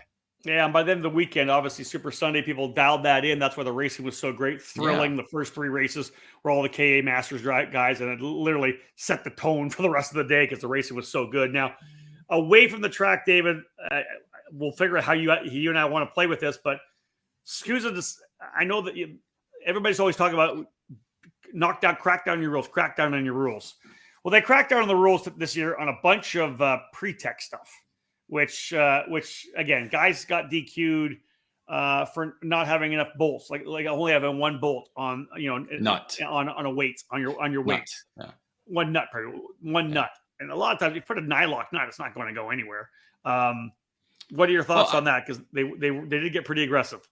I understand the ruling on that, but it's the severity of the penalty, I think, and I understand them trying to crack down on this. And, and how, because again, they want to make sure all the weights are numbered. Okay. That was one of the issues throughout the weekend. I get that. Okay. And I think they were telling people during the practice sessions, hey, make sure that's numbered. Hey, make sure that's numbered. I saw the tech officials doing that when I happened to go by the scales once in a while. So again, and it was a new thing too. That was not something that was in the SCUSA rule book until coming into SuperNationals. So it's new. It's a new process. And there's a lot of racers who've never even raced SCUSA. So a lot of them might not even know. So yep. I think that was something that had to work in. I think because the weight or the nut was a DQ. I think that was the harshest penalty. That's too much to me. And I think, again, okay, if you're doing 4 positions for not having a number, why can't we do 10 or why can't we do 15? I think a full disqualification is not the way to go. I understand the reasoning for it. They're trying to make sure everybody's safe because, again, if the weight comes off at 95 pounds, does it really matter or 95 miles an hour? Does it really matter whose number is on it? It broke. There's a lot of failures that happen in motorsports. Sometimes it could be a broken, a seat. So sure enough, the seat could just break, crack. Yep. Yeah. So again, I don't like the nitpicking side of things on that side of it, but I understand the crackdown, again, trying to make it safe. You have me at that, but the severity of the penalties, I think, was a little bit too crazy for that because again, there were people that were trying to cheat around it as well, but you shouldn't do that. But I don't know. I mean, Pro Tour, here's the way I look at it. If a driver can get disqualified for a non-compliant part or a tech item and they can drop that as a drop race, that doesn't add up. Here you go. Yeah, I know. I did. Are you allowing people to push the limit in terms of technology? Is that lower than a you can literally cheat? Safety? You can literally cheat on your engine and drop. I didn't want to say that. I'm just throwing out there. I'm just saying push the limits. But listen. That's literally the dichotomy. You can cheat on an engine or push the limit to the point where you get DQ'd technically from a race, but you're allowed to drop it. But if you don't have a second nut, you're DQ'd from a heat race. Or for any race in the main event. Whatever. I'm just thinking it doesn't make any sense to me. All right, listen, we can talk about this that's another topic. That's a round table that we got to do. Write that down for the round table discussion. Yeah. Those are coming this year. Let's go into a more happy, at least for 4 groups of people. Constructors Championship. What chassis won of these 4 categories that we talked to? So the first category we talked about, Master Shifter, a Talcart scoring a victory. It's been a while. You think of David Yurka, probably one of the last Talcarts to win at the SuperNationals. Andre Nicastro? Oh, Andre, that was 20. I don't know. David Serra would know the year. Is that 2012? Or was it 2013? No, I see. I should pull my thing up. It was at the Rio. Yeah, I want to say 2010. I think that was 2010. Yeah, because 2013 was a rain year. That's the one where we played. 13 years since the Nitel Kart won? I want to say. David Yurka won for ICC, I think. You're right, that year. Well, he won Tag Senior as well too, I believe. Did he really? Valiente won 3 of them in Formula C back in the day. I'm waiting for my cheat sheet to pop up here. We'll come back to that one. Cosmic David with a victory with Rawlson Performance Group and Matthew Waters. Yeah, great pick there. God, good one. Bennick again locked out the front row qualifying, locked out the front row in the main event, and was able to get the win in Mini with Royce Vega, and then Sodicart. Not only was Sodicart, not only did they win with Maxwell Macha, David, they were like three drivers in the top. Yeah, and again, pretty good. Listen, that's another one. You got to go all the way back to, I believe, Andre Abbas. Anthony Abbas. Pardon me, Anthony Abbas. What year was that? Okay, so let me first start with the Nicastro. That was 2010. Okay. Abbas last one in 2013. That was the rain. Okay. And so 13 is the 13 what we played on the radio today, or was it 12? 12. So 12 had the pictures of me and Verstappen and Leclerc. Glad I had my little handheld camera for that. They were good. They were good things, Dave. All right, so that it wasn't disposable. That would have been even better if it was a disposable camera. One day I'll tell the story about the one time we actually used a disposable camera. Oh, that'd be great. For e-karting, for Shifter Kart Illustrated. Shifter Kart Illustrated, yeah. You want to hear it? Great, probably grid photos, right? No, here's what happened. Go through it. We got time. We're at the SuperNationals. Oh, Jesus. No. The Monday of the SuperNationals, or the Sunday night, Paul Tracy decides he wants us to test the Paul Tracy kart on the Monday morning. Okay. Me, Mark Miller was there. Yeah. I think we were going to drive Allmendinger's kart. Okay. Well, Jeff Deskins, our good friend Jeff Deskins, the senior photographer for Shifter Kart Illustrated, went home. He drove home on Sunday night. Right? So we got on camera. Like, we got to take pictures of this thing. I literally bought a couple of because it was like last minute deal. So I think it's in I'm pretty sure it's in the magazine with it's definitely and the lighting was like, it was later in the day. The lighting light was going down. It's super pro back then. Not good. Not good. All right, let's cap things off with the predictions. Yeah, just to recap. Nate kicked our butts in Micro Swift with 17 points. Prob was the top driver in Mini Swift with only 5. I was able to secure the most points in K100 Master. Only 3 points there. Only 3. Yes, only 3. But made up for it in Master Shifter with 18 total points in the category.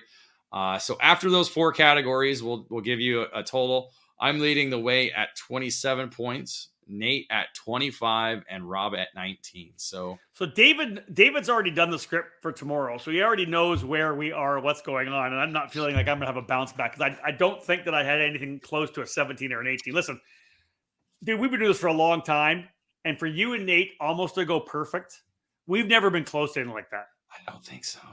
No, I mean, like, never close. No, it's never close. So to compare it, your total. Oh, see, I just changed it. Your total last year was 16 total for 10 classes. Yeah, so you just through the first 4 classes we've done, you're already above that. So that tells you how well we all did as how many points did you have last year total? I had 27. So you have the same amount of points in 4 races. Yeah.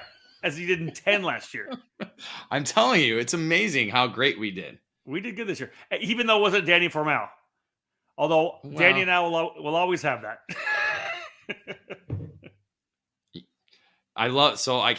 We got to put the Pete Weber, like that video of, what I'm talking about, and put Danny's face on Pete Weber. Yes. Who do you think you are? I am. That's happening for sure. All right. So let's wrap this thing up, folks. We have another one coming tomorrow, as we said, 8 o'clock again, Eastern time. Come and join us for another one. We'll go through the other 5 categories. Of course, the pro classes, X30 Junior, K100 Junior, and Master Shifter, right? 2 shifters. No. 2 shifters, K100 K100 we already did Master Junior. Shifter. Oh, pardon me. Pro Shifter, X30 Senior. X30 Senior, KA100 Senior. X30 Junior, K100 Junior. There you go. 5. So Those all are the all coming junior and tomorrow. senior classes, yes. All right. Before we wrap things up, let's go EKN Trackside Live Race Calendar, brought to you by the Skip Barber Racing School.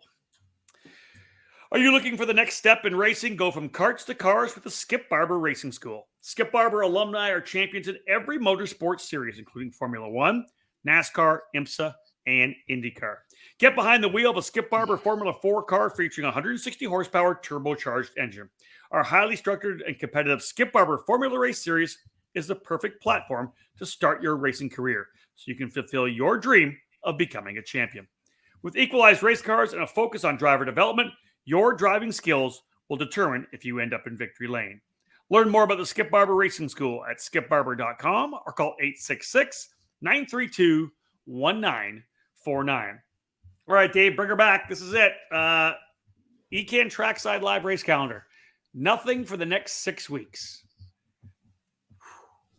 Press the reset button. Catching up. Yeah, it's focusing on 2024. So we're going to wrap up 2023, especially when we get done with our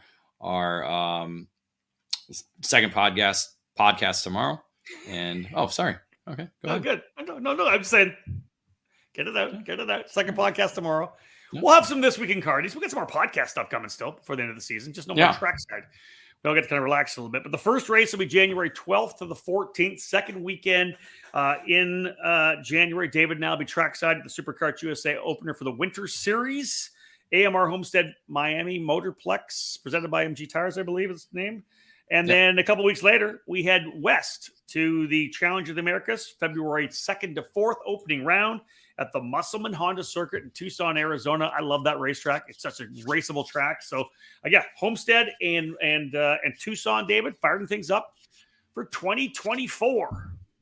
Yeah, very similar to what we've done in the past couple of years, and excited to start planning and sorting out the details for that, as I'm sure a lot of the teams are, once they get through this week, next week is starting planning on those programs. Your 20th year with eKartingNews.com. 20th. It'll be my 20th season. Yes. 20th season. Yeah. We'll have to make some t-shirts for that. I think that sounds a good idea. Yeah. We could do that. Like the old concert tour shirts. Yeah. So all the races I'm going to go to, all the races I'll beat you at. Yeah. Wow. That'll be a small t-shirt. It will be. And 100% we'll get the 20-year Yeti Cup or whatever, Stanley Cup for you. We'll get it what do you call it? Laser etched. Very nice. It would be very nice to take to the racetrack. Exactly that. Yeah, for some rum and cokes. All right, folks, there you go. Done and dusted. Just over an hour and a half time here on YouTube and Facebook. Thank you for tuning in. We appreciate it. Back again for a primetime show tomorrow. We'll go pro classes and, of course, the junior categories as well, and then roll right through. There's lots to talk about. David's got some guests lined up for that one as well. Any teasers yet, David, or are we a little fine-tuning? Still working. I got one that's can be, depending on travel situation. It'd be nice to get Formal, but I think he's in Italy right now. Yeah, I don't want to bug him. He won today, by the way. Him and Marcelli won. Yeah. So they won the Super Trofeo, or at least one of the deals over there. So he So I still have to kind of sort out the a couple more guests. So we'll see. We do this on the fly, folks. We do it on the fly. Not a lot of time today, too. So. No, there's not a lot of time. Exactly. Like you said, dude. Can you imagine if this was literally Thanksgiving? We would have either had to jam this into Tuesday or Wednesday. Tuesday, Wednesday. Yeah. The following week. Could have been. They would have been probably the following week. We're getting old. We're getting old, dude. Trust me, I feel it. Every morning in Las Vegas. We're not youthful like Mike Smith, right? And Henry Baudet. So they were just ready to go every morning. They were. What are you guys doing? Calm down. Back down. All right. Again, big thank you to Acceleration Kart Racing. I'll say this right now. They've been with us, David, your entire duration with eKartingNews.com, because they were on the website when I bought it. They were on the website, and they have been with us. Curtis and Brooke have been with us the entire time. So I shout out to them right now. Again, awesome to have. Curtis was there. Not sure if you saw him. I said hi to him. He was in the grandstand. So he was in the grandstands, I want to say Friday. And literally he was standing there. And he didn't say hello to you. I saw him, so I said hi. Podium finisher at the very first SuperNationals, by the way. There you go. Curtis. whatever. There was two. Wasn't there was headline. two, So it was there was two classes Right. there, two 125 classes. Gotcha. I'll have to go back in my notes and look at that. But yeah, anyways, folks, we're done. Thank you very much. Big shout out to the guys from Acceleration Kart Racing back at 8:00 tomorrow. This will be a podcast. David will get this up rolling sometime next week. He gets to have Friday off. And then the next following week, of course, Thanksgiving. The boys are taking those days off as well. But yeah, thank you so much for tuning in. We'll see you tomorrow. Make sure to come back. It's interactive. If you got questions, comments, make sure you bring them. Again, big thank you to Acceleration Kart Racing, everybody who supports ekartingnews.com. It was a fantastic time at the SuperNationals. Again, we're looking forward to our first race, the SCUSA Winter Series in January, but we'll cap off this year's SuperNats with one more debrief tomorrow evening. Thank you so much for tuning in. On behalf of this guy, David Cole, my name's Rob Howden. Bye for now.